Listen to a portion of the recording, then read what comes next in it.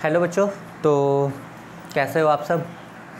पिछले क्लास में हम लोगों ने रियल नंबर का एक्सरसाइज 1.1 और 1.2 के कुछ क्वेश्चंस को देखा था और आज हम देखने जा रहे हैं हमारा अगला क्वेश्चंस। उससे पहले अगर आपने हमारा पिछला वीडियो नहीं देखा है तो ज़रूर देखें और कॉपी पेन किताब अगर है आपके पास में तो निकाल के बैठें।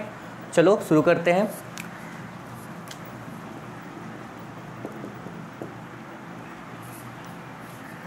इसका हमारा तीसरा नंबर क्वेश्चन है बच्चों। थर्ड नंबर क्वेश्चन हमारा दिया गया है, find the LCM and HCF of the following integer by applying the prime factorization method. आपको निकालना है एलसीएम और आपको निकालना है एचसीएफ। नंबर क्या दिया हुआ बच्चों? नंबर है 12, 15 एंड है 21। प्रोसेस कौन सा प्रोसेस? इसके पिछले वाले क्वेश्चन में हम लोगों ने जो बना के आए थे, कौन सा प्राइम फैक्टराइजेशन, उसी से इसको क्या करना है, फाइंड आउट करना है।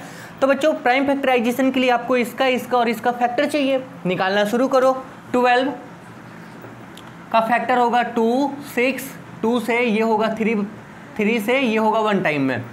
15 का फैक्टर बच्चों ये 3 से 5 टाइम में, 5 से 1 टाइम में। और 21 का फैक्टर होता है बच्चों 3 7 जा 7 1 जा।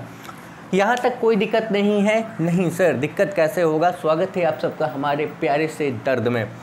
तो बच्चों 12 को आप लिख सकते हो 2 इंटू 3। 15 को आप लिख सकते हो 3 इंटू 5 एंड 21 को आप लिख सकते हो 3 into 7। And you know very well HCF means highest common factor.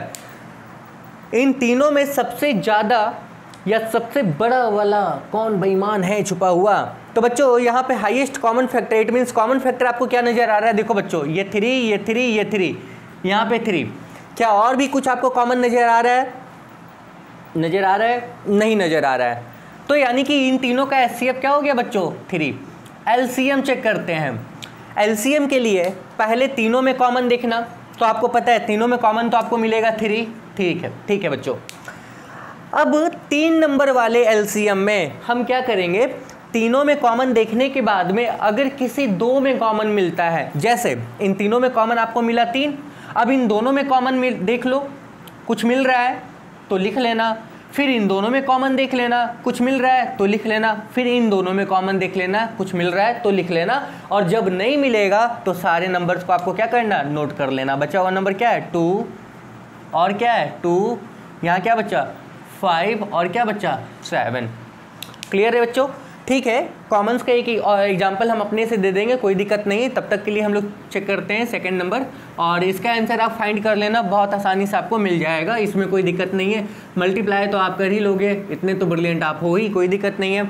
तो क्वेश्चन नंबर हमारा सेकंड क्या है 3 का? ये आपका दिया गया है 17, 23 एंड 29। देखो बच्चों 17 प्राइम नंबर है, इसका आपको कोई फैक्टर नहीं मिलेगा। 17 को हम लिख सकते हैं 17 इंटू 1। अब बोलोगे सर 1 तो प्राइम नंबर नहीं है तो यहाँ पे 1 क्यों लिखा? क्योंकि बच्चों इसका कोई फैक्टर यहाँ पे आपको नहीं मिला, तो जब कुछ नहीं मिला तो वहाँ पे आप 1 लिख लेना। इसके बाद आपका है 23 इंटू 1, ये भी प्राइम नंबर है। एंड 29 का क्या होगा? तो 29 इंटू 1।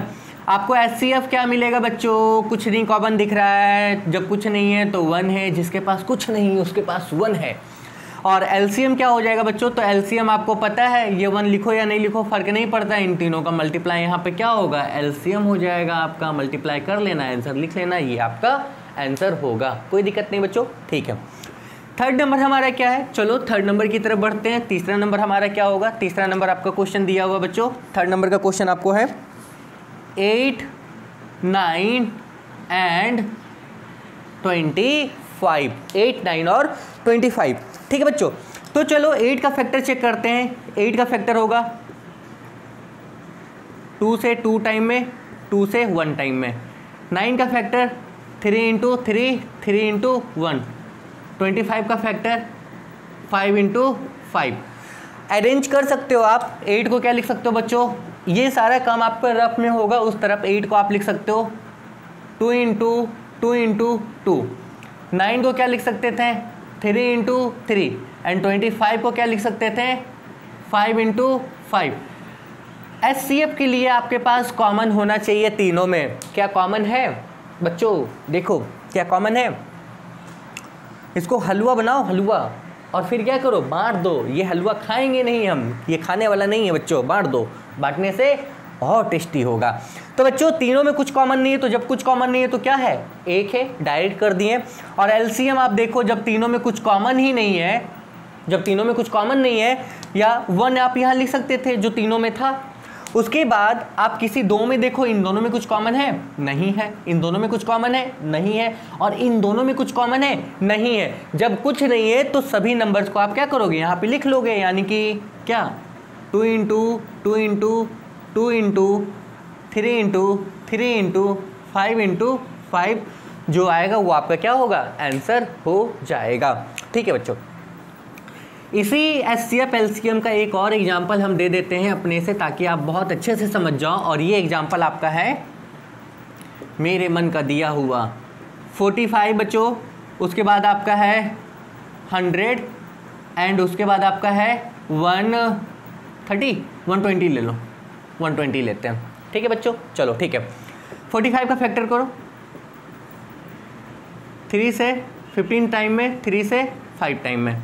100 का फैक्टर करो 2 से 50 टाइम में, 2 से 25 टाइम में, 5 से 5 टाइम में, 5 से 1 टाइम में। ठीक है, 120 का फैक्टर कर लो बच्चों 2 से 60 टाइम में, 2 से 30 टाइम में, 2 से 15 टाइम में, 3 से 5 टाइम में, एंड 5 से 1 टाइम में।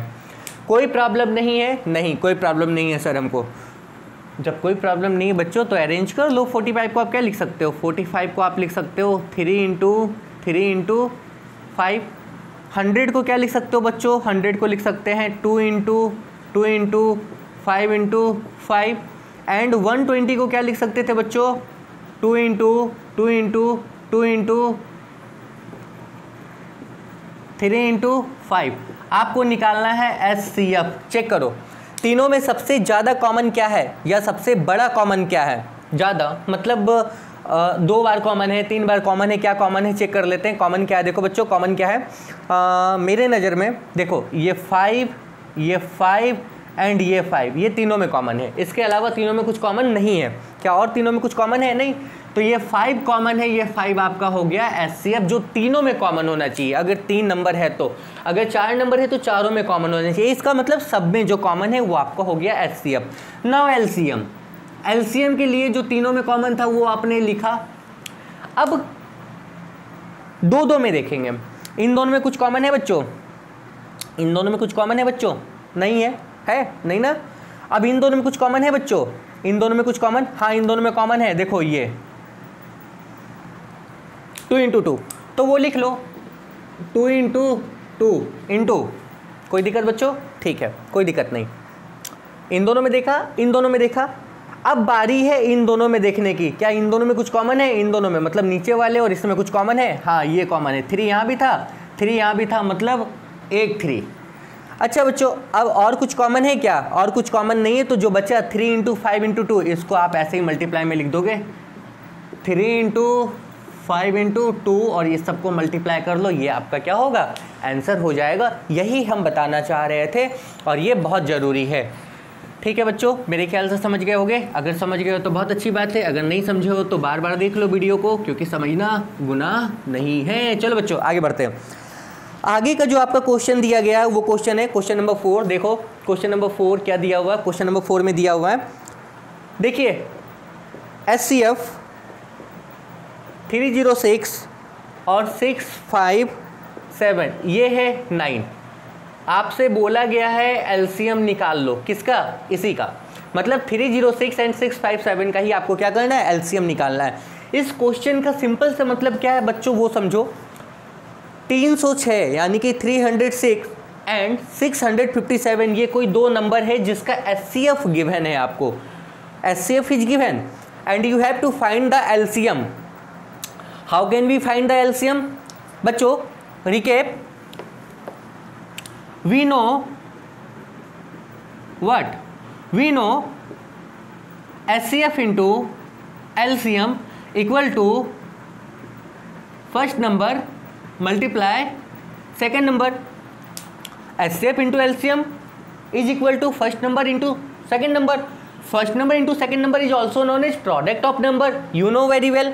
नाउ बच्चों HCF is given 9 and LCM is find out. LCM is to be find out, LCM निकालना है। फर्स्ट नंबर क्या है बच्चों? फर्स्ट नंबर है 306 एंड सेकेंड नंबर क्या है बच्चों? सेकेंड नंबर है 657। कोई दिक्कत नहीं बच्चों, ये फॉर्मूला आपको पता है बहुत अच्छे से, पिछले वीडियो में बताया हुआ है।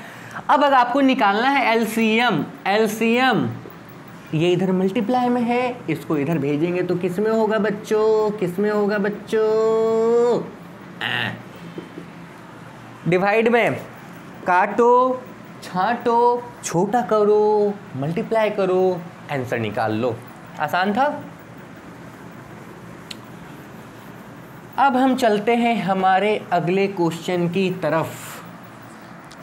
चलो बच्चों, क्वेश्चन नंबर 5।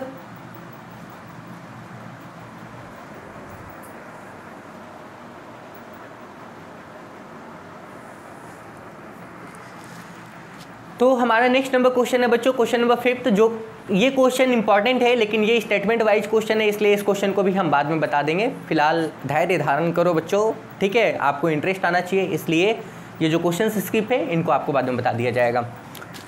क्वेश्चन नंबर 5 के बाद हमारे पास क्वेश्चन नंबर 6 है। आपसे बोला गया है क्वेश्चन नंबर 6 में 7 into 11 into 13 plus 13 and 7 into 6 into 5 into 4 into 3 into 2 into 1 plus 5 are composite number. Show करो, आप दिखाओ ये क्या है, दोनों कंपोजिट नंबर है। तो बच्चों इसको शो करें, इसको दिखाएं, उससे पहले कंपोजिट का थोड़ा सा टॉपिक जानते हैं। कंपोजिट के बारे में, कितना प्यारा दिखता है, कितना सुंदर दिखता है, क्या उसको छेड़ सकते हैं? चलो देखते हैं बच्चों। प्राइम नंबर क्या होता है उससे पहले समझो। प्राइम नंबर एक ऐसा नंबर होता है जिसमें सिर्फ और सिर्फ 2 फैक्टर होता है। मतलब एक छोटा सा एग्जांपल, फैक्टर क्या? जिससे उसको डिवाइड कर सकें। एक एग्जांपल 3, देखो 3 का 2 फैक्टर होता है, एक 1 और एक 3। मतलब 3 को आप 1 से डिवाइड कर सकते हो और 3 को 3 से डिवाइड कर सकते हो, ठीक है? उसी तरीके से 2 को आप 1 से डिवाइड कर सकते हो, 2 को 2 से भी डिवाइड कर सकते हो। क्या 1 और 2 को छोड़ के दुनिया का कोई और नंबर इसको डिवाइड करेगा? नहीं करेगा, बिल्कुल नहीं करेगा बच्चों। 1 को तो 1 से ही डिवाइड कर सकते हैं। मतलब ऐसा नंबर जिसका 2 फैक्टर हो, एक 1 और वो नंबर खुद, इस तरह के नंबर को हम लोग बोलते हैं प्राइम नंबर। मतलब जिसमें 2 फैक्टर हो, ठीक है? और जिसमें 2 से ज़्यादा हो उसको हम लोग बोलते हैं कंपोजिट नंबर। बच्चों दुनिया के हर नंबर के पास में 2 फैक्टर होगा सिवाय 1 के। मतलब एक्सेप्टेड 1 को छोड़ दिया जाए तो हर number, every number have 2 factors. पहला 1, दूसरा वो नंबर खुद। अब इस नंबर के अलावा अगर मतलब कोई एक ऐसा नंबर जिसके पास 2 से ज़्यादा फैक्टर हो जाए, जैसे 6, ये 1 से भी जाएगा, ये 6 से भी जाएगा, ये 2 से भी डिवाइड हो जाएगा और ये 3 से भी। 1 और 6 तो ये दुनिया में हर किसी के पास हो जाएगा 1 को छोड़ के। लेकिन इसके अलावा इसके पास 2 भी है और 3 भी है, कोई दिक्कत नहीं बच्चों। तो ऐसे नंबर को हम लोग बोलते हैं composite number. Means composite number are the numbers which are not prime. जो प्राइम नहीं है उनको हम लोग बोलते हैं कंपोजिट नंबर। आपको यही दिखाना है इन दोनों नंबर में कि ये दोनों नंबर क्या है, कंपोजिट हैं। और ये दोनों नंबर कंपोजिट कब होंगे? जब इनका फैक्टर होगा, किसके? 1 और इस नंबर को छोड़ के कोई और फैक्टर होगा। चलो चेक करते हैं बच्चों। देखो प्लस के इस तरफ कॉमन ले सकते थे। 13 यहाँ पे बचेगा, 7 इंटू यहाँ बचेगा 11 इंटू यहाँ पे बचेगा 1 प्लस यहाँ पे बचेगा 1, ठीक है बच्चों? 13 इंटू 11 7 जा 77 और प्लस 1, यहाँ तक कोई परेशानी नहीं है बच्चों। यानी कि 13 इंटू ये आ गया 78। क्लियर हो? क्लियर हो? बिल्कुल क्लियर हो मेरे ख्याल से, कोई दिक्कत नहीं है, ठीक है बच्चों। अब सपोज ये कोई नंबर होता, इस पूरे सेट को हम सॉल्व करते, ये कोई नंबर होता, मान लो कोई नंबर ये होता 2020, मान लो इस पूरे को मल्टीप्लाई करके सॉल्व करते तो ये नंबर होता। इस नंबर का 2 फैक्टर तो ऐसे ही हो जाएगा, पहला 1, दूसरा क्या 2020। कोई दिक्कत बच्चों? इस दोनों के अलावा इसके पास 2 और फैक्टर है, 13 और 78। ये नंबर 13 से डिवाइड होगा इतने टाइम में और ये नंबर 17 से डिवाइड होगा इतने टाइम में। इन दोनों को मल्टीप्लाई करने पे ये नहीं आएगा, या इस पूरे को सॉल्व करने पे ये नहीं आएगा। मान लो आता, मान लो लेट, सपोज, और यहां पे लिख लो मान लो अगर आता।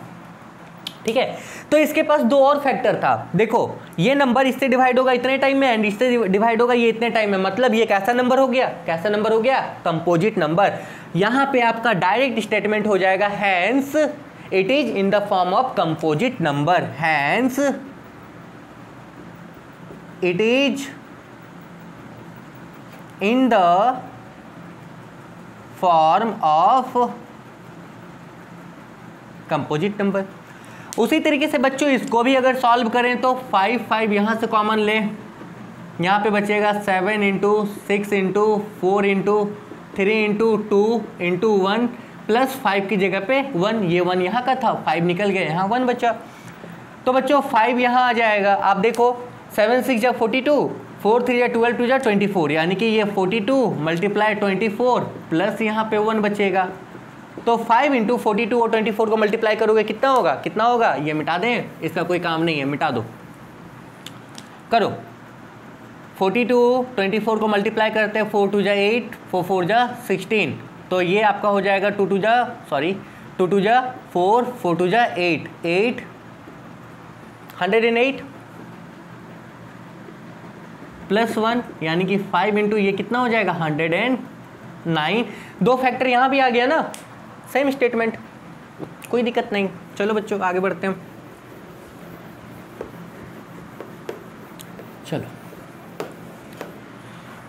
और हमारा अब इस एक्सरसाइज का जो लास्ट क्वेश्चन है वो है 7 नंबर। 7 नंबर में क्वेश्चन क्या बोला गया बच्चों, देखो 7 नंबर में क्वेश्चन बोला गया एक सर्कुलर फील्ड है या ट्रैक है, यहाँ पे there is a circular path around a sport field, Sonia take, Sonia not Sonia Gandhi, Sonia को लगता है 18 मिनट। मान लो ये स्टार्टिंग पॉइंट है बच्चों ए, यहाँ से सोनिया चलती है, सोनिया को एक चक्कर लगाने में कितना लगता है 18 मिनट, ठीक है।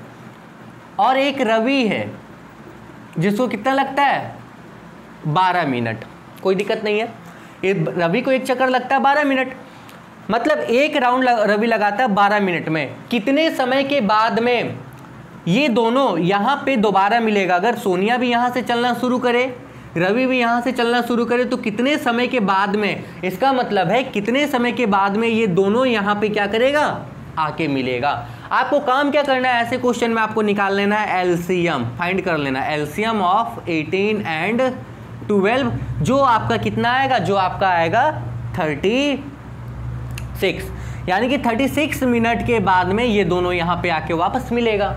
अब आओ इसके कंसेप्ट को समझते हैं, आंसर तो आपका 36 है, कोई दिक्कत।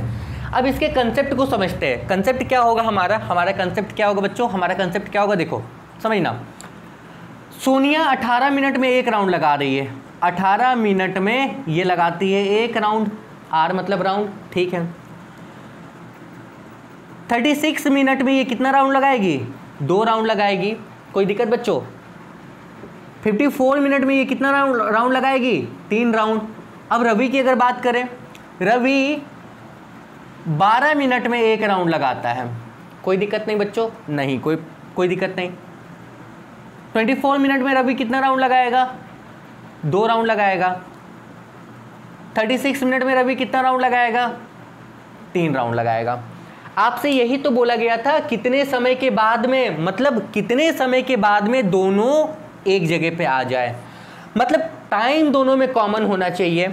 तो आप देखो 36 मिनट में ये 2 चक्कर लगाएगी और 36 मिनट में ये 3 चक्कर लगाएगी, क्योंकि ये कम समय ले रहा है तो ये ज़्यादा चक्कर मारेगा। मतलब समझो बच्चों, 18 मिनट में एक चक्कर लगाई, सोनिया यहाँ आ गई। 36 मिनट में 2 चक्कर लगा के सोनिया इसी पॉइंट पे है। रवि 12 मिनट में एक चक्कर लगाया, एक पॉइंट पे आ गया। 24 मिनट में एक और चक्कर लगाया, इस पॉइंट पे आ गया। 36 मिनट में तीसरा चक्कर, मतलब जब तक सोनिया 2 चक्कर लगा रही थी तब तक रवि कितना चक्कर लगा रहा था? 3 चक्कर। और ये 3 चक्कर लगाने में 36 मिनट का समय ले रहा था और ये 2 चक्कर लगाने में कितना ले रहा था? 36 मिनट का समय ले रहा था। इसका मतलब क्या? इसका मतलब ये है कि 36 मिनट में सोनिया यहां से यहां कितना चक्कर लगा रही है? 2। और उतनी ही देर में रवि कितना लगा रहा है? 3। मतलब 36 मिनट में रवि और सोनिया वापस यहां पे क्या होंगे? आके मिल जाएंगे। ये कंसेप्ट अगर नहीं समझ में आ रहा है तो आप सीधा याद रखो, आपको क्या निकालना है? इन दोनों का एलसीएम निकाल लेना है। और हमारा ये एक्सरसाइज क्या हो गया बच्चों? कंप्लीट हो गया। और इसके बाद का जो आपका अगला एक्सरसाइज है वो अगले क्लास में मिलते हैं। तब तक के लिए आनंद लीजिए, मर्जी आपकी, पढ़िए, नहीं तो घर पे एंजॉय कीजिए। All the best and have a good day.